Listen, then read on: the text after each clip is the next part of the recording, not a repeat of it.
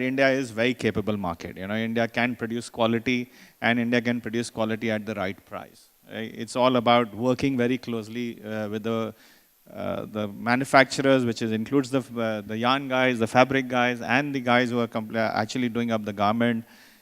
We've been able to do that, and I'm sure Max has been able to do that when you collaborate. And as Kabir rightly mentioned, it's the time to collaborate. It's the time to work together.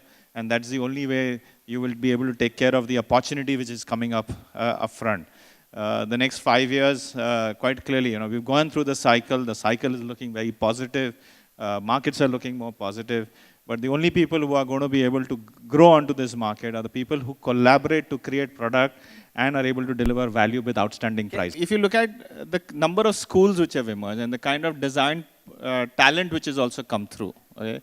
And then you look at the exposure of technology, and what is the internet really providing? Is the know-how of what's happening at real-time basis, right?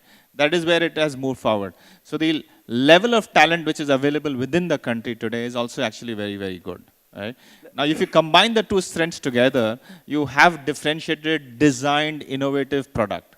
And that is what the consumer is really expecting.